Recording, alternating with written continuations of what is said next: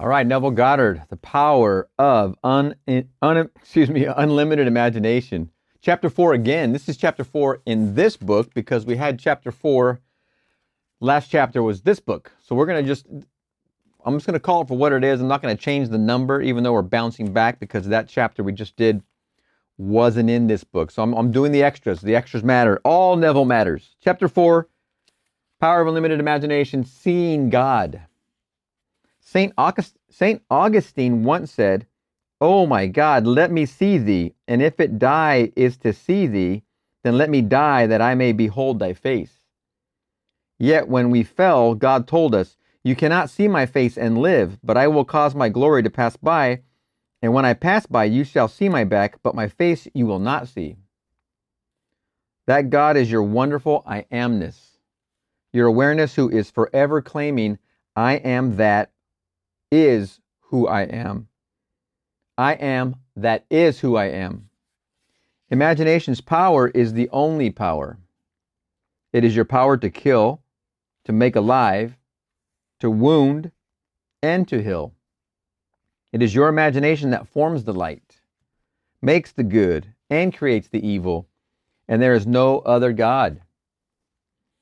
Man is inclined to believe in two powers, one for good and the other for evil. But I tell you, there is only one. The I in man is he who kills and makes alive, who curses and creates. Your consciousness of being is the only reality. The self-definition of an absolute state is, "I am divine." And this absolute state is God. It is your I am, which cannot be seen. Matthew tells us, "Blessed are the pure in heart, for they shall see God." The word pure in the above statement comes from the Greek word katharos, which also means clean, clear. To be pure, the mind must be cleared of all obstructions created by traditional wrong thinking. To be pure, the mind must be cleared of all obstructions created by traditional wrong thinking. The heart must be cleared of the belief in a secondary power. Only when this is done will you be blessed, for you will know the one and only God to be your true self. There is no power outside of you. The same power in you that makes the good creates the evil. Start now to free yourself from the belief in two powers, for only then will you be pure in heart and see God.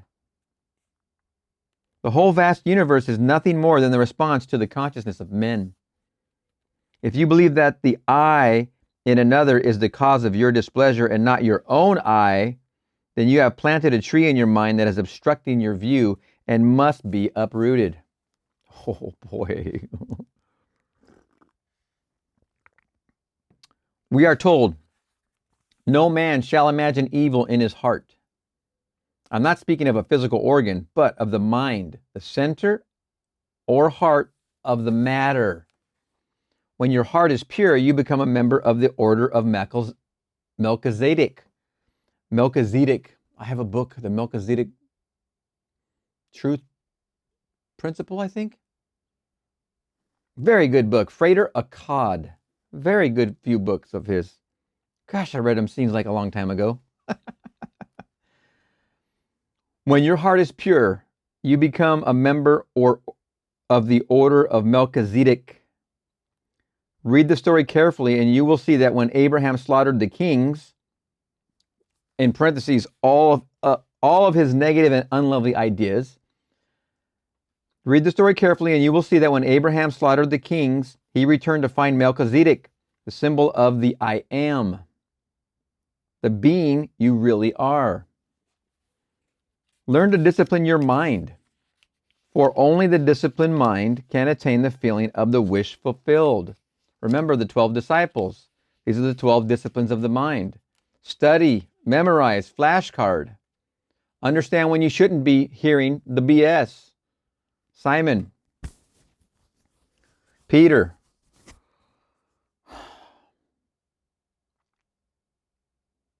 the 12 disciplines of the mind. Learn to discipline your mind, for only the disciplined mind can maintain the feeling of the wish fulfilled. Only the disciplined mind can maintain the feeling of the wish fulfilled. So, you have a wish to fulfill. God, all that is, I am. You have self-concepts, one you want to be, one you were. Some you were in the past, some you'll be in the future. This is where you are now. Having your focus on the wish to be fulfilled is to look here and make that subconscious impression to objectify what it is you want.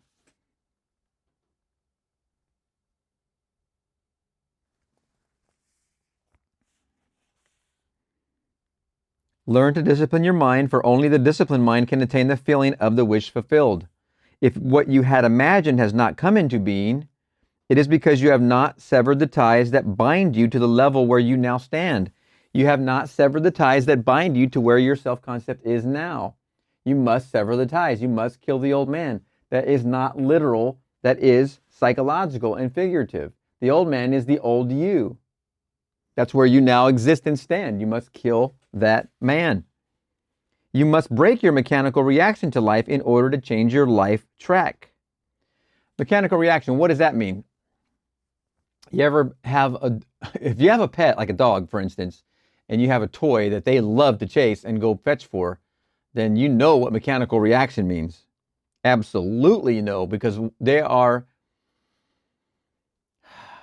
stimulus and response creatures. And I think at some level, with the habits we can form for ourselves, we become stimulus response creatures. And believe me, it's very true. So we must break our mechanical reaction to life in order to change our life track. If you're going to respond the same way over and over, you're going to be stuck in that loop. Out in the world, back here, you're not making the impression on your subconscious. The world's making the impression on your subconscious. So you have a desire, but you don't fulfill it by making that impression, so you go to the world. The world doesn't have an answer, but you get all in this loop out here. You come back over here, because that's where you started. You're always going to come home, but you don't find any fulfillment for your absence. You went out in the world and you came back, but there's nothing to show for when you were gone. That's the same thing as the now, the past, and the present. If you're spending time in the past or you're spending time in the future, I don't know if I said that correctly, the now, the future, and the past. If you're spending time out of your now dwelling on the past, or spending time dwelling in the future, and you're not present, and then all of a sudden you come back to the present, it's like coming back here to where your desires exist. And then you have nothing to show for your absence. You were gone in an illusion out here in the world of the mind, of the idea of the past, of the idea of the future. When I get my degree, when I get married, when I get the house, when I get the job, when I get the promotion, that's all future illusions. Same with the past. Oh, I wish I didn't do that to her. I wish I didn't do that to him. I wish they didn't do it to me. I just wish another thing went another way. Those are the illusions of the past. But what you do is when you leave your present and you go into the world imagining about the past or the future, that's kind of in the world stuff. Let's just call that in the world. Because in the world, if you're not present, you're in some you're in some other fantasy, because you're not in your now. That fantasy is like all the other fantasies in the world, so we'll just call it that.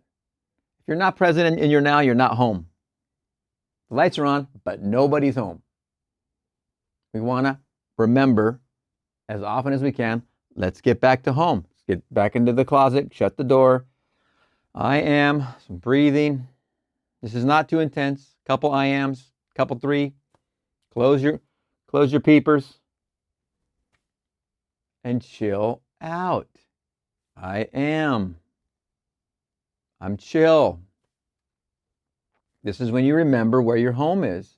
Your home is now, right here. I and my Father are one. My Father is greater than I. You withdraw from all that illusion out there. The past drops, the future drops. Those two big illusions drop right away when you remember I am. Go in the closet, shut the door, meditate. Feel this when you go to sleep. You remember where your home is. You weren't far at all, but you just weren't home. The only reason for this teaching is to encourage you and push you up the vertical line of the cross. It is very important for you to learn to be uncritical of yourself. For if you are not, you will justify your behavior, which will cause you to remain in your present state. You'll be in that loop over and over and over. That loop is what it looks like is, here's the world, here's everything and all of its wonderful offerings.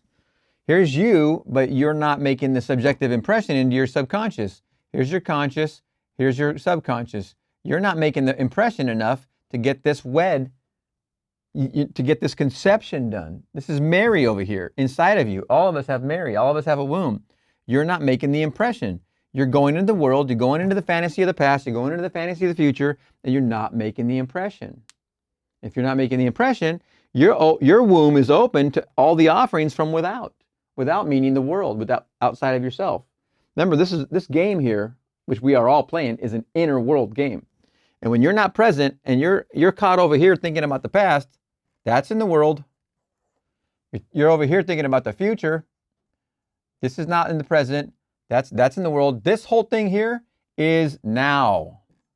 This is the present. Okay? This is the present, right here, now, eternal now. Everything in here is in the moment. It's in the right now. If you're caught thinking about the past or the future, which they do not exist, they are not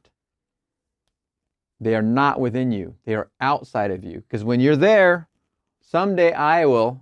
What's that? Brian Tracy said, someday I'll. It's an island where all your dreams are fulfilled. Someday I'll. Someday I'll. Yeah, that's a good one. Okay, someday I'll over here is not at home. I wish I woulda. That's not home. I wish I woulda and someday I'll. Boy, oh boy. If you're in either one of these, the lights are on, but nobody's home, and your subconscious is wide open for any of the offerings that the world wants to send your way. You're not deciding for yourself. You're not thinking for yourself, which is, I believe, it's actually a privilege, a right. It's you thinking for yourself. But you haven't gone home. You haven't done your I am. You haven't asked yourself before you fall asleep, what is it I like? What is it I enjoy? When I wake up, I will know exactly the answer for my future. What is it I want to be? Now that's going within and shutting the door in secret. That's not out here what's in my future. That's in here what would be the fulfilling desire that I could chase down and be the happiest with, is what that says. That way you can make the impression into your subconscious. Bringing these two together, the inner wedding inside of you happens and gives birth to the son. This is your new objective reality. This is your 3D reality. That's the new car. That's the new wife. That's the new husband. That's the new health. That's your perfect blood analysis. That's all of that you're seeking when you have the desire. When you listen, when you go into the kingdom of heaven here and imagine, what would I like? What do I like? You have to take that push of yourself. No one's going to come up behind you and push you. You've got to do this.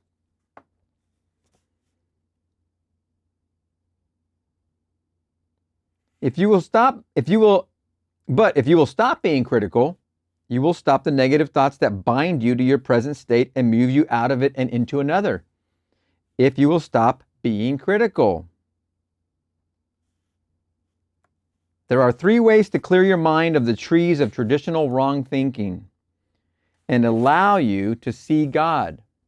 They are uncritical observation, non-identification, and sacrifice of the state you formerly believed yourself to be. Man tries to see God by means of little pictures, but God can only be seen through belief in one power. Through uncritical observation, you will encounter your particular state. If you don't like the role the state requires you to play as it unfolds, stop reacting to it. Until you reach the point where you no longer react, you are not pure enough to see God. Until you reach the point where you no longer react, you are not pure enough to see God. When you see Him, you will know Him as you will be like Him. You will be the reason you will be uncritical is because you will be non-judgmental now. You will know, I am Him. If you see me, you see my Father. You will know, I am Him. As you study this particular material, it will well up inside of you, and one day you'll be looking in that mirror after your shower and say, oh my, I am Him. Whoa. Whoa. If I am Him and He is me, there's nothing wrong with me doing the works of Him. He made me in His image, forgot who He was in me, so I could wake up and remember I am Him. All His miracles are my miracles. All my miracles are His, so I can objectify any desire in my reality I want to experience. Any. Where I am is always what I am. Establish one I within yourself, not a number of I's. The I roots out all secondary causes and clears the mind of the power to enslave. Your belief in powers external to you is a tree that must be rooted out of your mind. It's the same thing as believing that all these things out here have power over you. You think out here is where your strength is. Is there a dating app? Is there somebody that's going to introduce you to somebody? Should you go to this group or that group so you can meet guys or meet potential fiancés? It's not out here. It's in here. Don't get me wrong. As you make the impression on your subconscious and you start to objectify that reality of being happily married, in love, all the wonder that goes with the relationship, as you make that impression, the bridge of incidence is going to open up, and this objectification, you're not going to be able to stop the experience. The meeting of another and the right other for you, you won't be able to stop it. I don't know if most people have been to the beach, and if you haven't, maybe you've seen it on TV, obviously, when a wave is coming, how do you stop? Have you seen people try and stop waves? You can't stop the ocean. Ocean has waves that come and hit the shore, right? The water comes up and goes back out. But there's no way you can stop a wave. It's the same exact thing. After your consciousness becomes that which you desire, because you made the impression, and it objectifies in your reality, which is the birth of a son, this objectification it'll become a bridge of incidence. You don't have to have or spend on all these things that you think are going to get you the unveiling of that experience. The bridge of incidence, what you're doing here is you're chasing down the how. How's it supposed to happen? His ways are past finding out. When you make the subconscious impressions, the subjective impression, His ways are past finding out. This will objectify. But His ways are past finding out. You need not be concerned one iota with how that meeting is going to happen. In fact, ignore it. Just be the consciousness of being married, being in love. I am in love. I am loving, caring, and nurturing. I've been going back and I've been going constantly about all men are loving, caring, nurturing. All women are loving, caring, nurturing. But there is also, in the mirror after your shower or what have you, I am loving, caring, and nurturing. I am loving, caring, and nurturing. I am loving, caring, and nurturing. As you're hearing this right now, say this. I am loving, caring, and nurturing. You are going to become that because you're making the impression. You can even do this lullaby while you fall to sleep. It's a wonderful lullaby because it is a lullaby. That's what a lullaby is. It's a subconscious impression. As you make that impression, you become that loving, caring, and nurturing. So if you're loving and caring and nurturing, guess what you're going to meet? Begin now to use this technique and you will realize your every dream. But first, you must have a dream, a desire for something, as desire is your springboard of action. Define your objective. If it were fulfilled now, where would you be physically? What exactly is your objective? If it were fulfilled now, where would you be physically? Would you be in New York? Would you be in Florida? Would you be in Seattle? Would you be in San Diego? Would you be in Oklahoma? Where would you be? What would the world look like? Would your wife, husband, mother, father, or friends see you differently? It's a good question. Feel their presence. see the joy expressed on their faces, and hear their congratulations. One of the most important pieces right here. Hear the voice of the angels. Hear their congratulations.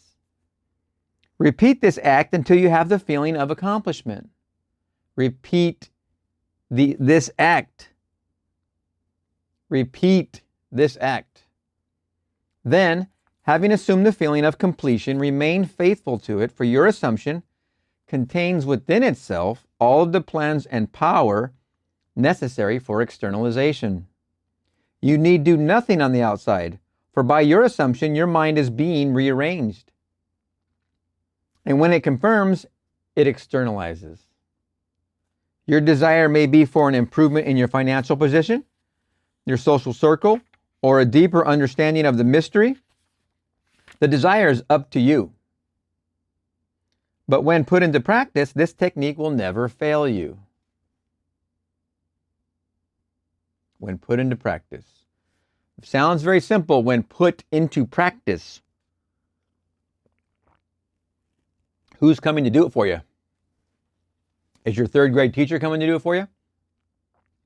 Mrs. Skank? That's an inside joke between me and a good friend of mine. We both had the same class in third grade, and he was asking me last week, what was the name of that teacher? She looked really big and tall, and we just got a good laugh out of it because she used to walk a certain way down the hall, and we were making fun of that memory. But who's going to come and do it for you? Let's just wait right here. Let's just wait for somebody to come and do it. No, but seriously, nobody, you know this, nobody's come yet and nobody's going to. You have all the time. You want to just wait for it? It's not, go ahead and wait, but it's really going to be up to you. When you become aware of this, the time is now. The tide is high. The time is now. It doesn't matter age, height, weight, color, whatever. Doesn't matter which part of the planet you're seeing this from. It doesn't matter. We're all his children. All of us are of him. So whenever we become aware of this, it's time to apply it. We have to apply it and prove it doesn't work. And then see what happens. The kingdom of heaven, with its many states, kingdom of heaven, with its many states, some lovely and some not so lovely, is within you. The kingdom of heaven is within you, with its many states. The state capable of wounding or healing, killing or making alive, is within you. Killing, incidentally, is killing the old man, making alive the new man. That's what's being referred to here. They are all psychological states, completely furnished and ready to externalize themselves in your world.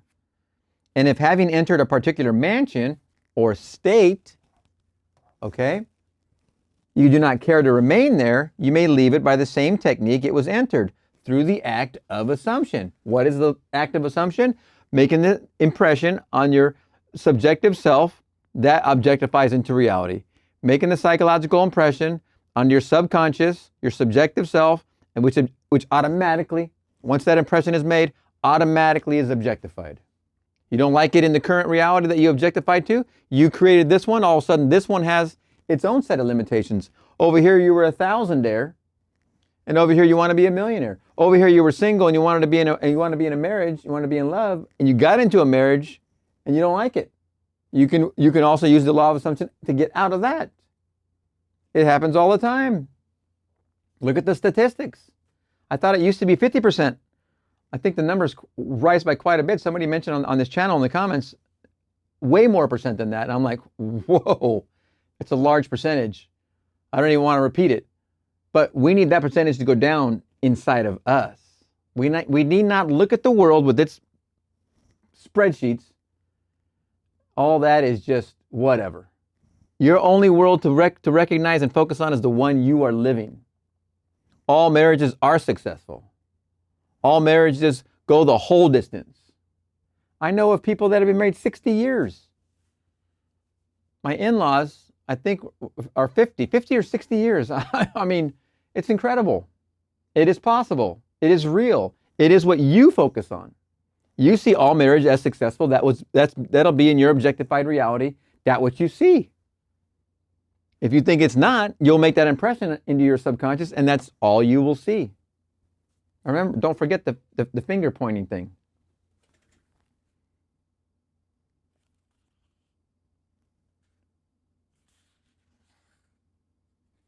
And if having entered a particular mansion, you do not care to remain there, you may leave it by the same technique it was entered, through the act of assumption. It is so easy to feel sorry for yourself and so very difficult to give up this feeling. It's easy to feel sorry for yourself and so very difficult to give up the feeling. But you cannot enter another state until you do. No one can uproot the weeds of self-pity or the trees of so-called second causes for you. You must uproot them yourself. Second causes meaning the causes from outside of you. You must uproot them yourself. God put Adam in the garden to tend and keep it. I just mentioned, if you see a homeless person and you're pouring oil on their wounds, that is you tending to your garden. You wouldn't see that person by accident. They wouldn't be in your purview or view by accident. There's a reason for that. You must uproot them yourself. God put Adam in the garden to tend and keep it. Guess what? He put you. He put her. He put me. He put them in our specific gardens for a reason. As Adam, you fell asleep, but when you awake, you are Christ, the power and the wisdom of God. Start now to observe your reactions to life and do not allow yourself to become identified with any unlovely state. Wow, what a chapter. Man, oh man, 1952. I can't believe what was going off over there in San Francisco. Chapter 4, Seeing God. There is so many wonderful pieces in here. Oh. The kingdom of heaven with its many states is within you. The state capable of wounding or healing, killing or making alive is within you. They are all psychological states, completely furnished and ready to externalize themselves in your world. And if having entered a particular state or a particular mansion, you do not care to remain there, you may leave it by the same technique it was entered, through the act of assumption. There it is. It literally is giving you the complete freedom to come and go. Where do you want to be and exist and dwell? And if you don't like it there, you can move along. The state's going to be a state. The state's not going to vanish. The state's going to be there all the time. But your freedom to be in or out of that state is up to you at any time. It's not a requirement of time to stay there. Until you're uncomfortable with it, you'll sit there and make a habit out of it. When you make a habit out of it, yeah, that's a whole nother story. That's what we're trying to break right here with this knowledge, this information, is break that habit, use the law of assumption, bring together the masculine and feminine self, the conscious and subconscious, give birth to the new sun, which is the new reality. This is what we're learning to do, is overcome that. Postscript: sacrifice your little hurts, your grievances, and belief in secondary causes. Then you will be blessed, for you will be pure in heart and see God. Test yourself and you will discover that the fault you see in the other exists in you. Awaken. You must free yourself, and the only way to do that is to awaken the Christ in you who is sound asleep. Turn to self and you will find the Christ in you who is your hope of glory. What a wonderful chapter. Power of Unlimited Imagination, chapter 4. Man, what a great one. Seeing God. We will see you in the next chapter.